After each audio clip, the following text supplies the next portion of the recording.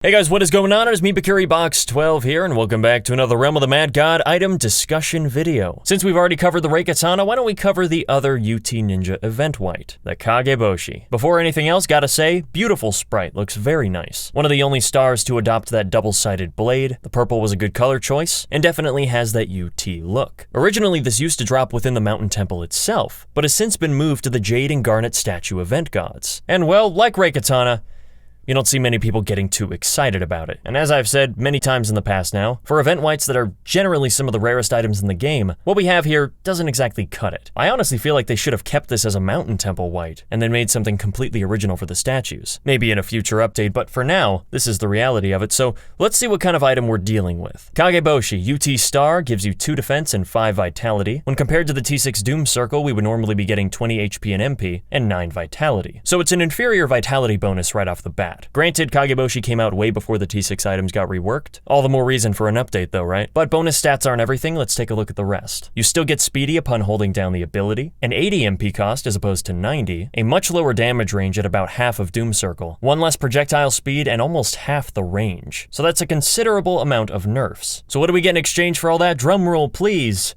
Piercing shots that hit multiple targets. I mean, it's not a bad idea. In fact, that's originally how I thought stars were going to work at first. And don't get me wrong, piercing has its moments. It's great for minion clearing if you want to hit a bunch of enemies in a row. Theoretically speaking, this star can do the most damage collectively if you hit enough targets. Doom Circle caps at about 1,000, but if you were to hit 3 targets in a row, you're technically dealing damage as high as 1,500. It's just distributed across multiple enemies instead of a single target. That's the perk. How often does this come up, however? Oryx 2 is one of the biggest examples of a boss being surrounded by minions, making it kind of hard to hit him, but aside from that, not too many. I understand UTs need to be situational, of course, but this is a bit much. And again, it bears repeating, this is an event white.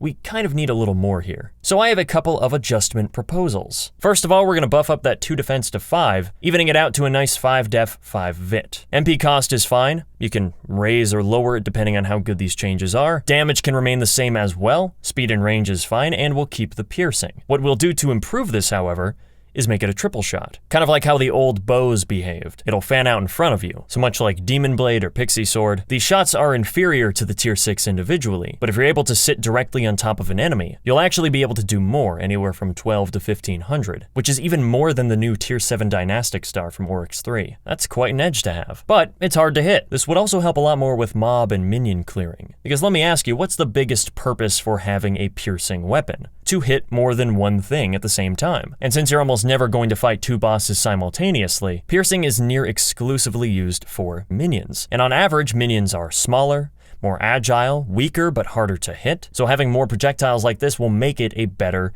clearing item. And as a cherry on top to make it even better, make the shots boomerang. That way, in case you miss your target once, they come back, give you a second chance. Once again, enhancing clearing potential. And I think that if these changes were to be incorporated, people would view this item a lot more fondly. What do you guys think about it? Do you agree that Kageboshi is in need of a buff? Would you implement the changes that I proposed in this video? Do you have some ideas of your own, perhaps? Simply making the item armor pierce, for example? Maybe when you hold down the ability key, instead of going speedy, it makes you invisible, since its name is Shadow Star when translated into English? Or do you think the item is fine as it is, and maybe just needs to be taken back to the mountain temple? Whatever it is, let me know. With that being said, thank you guys so much for watching, and as always, don't forget to check out the next episode whenever I post it, which will probably be soon. Alright? See ya.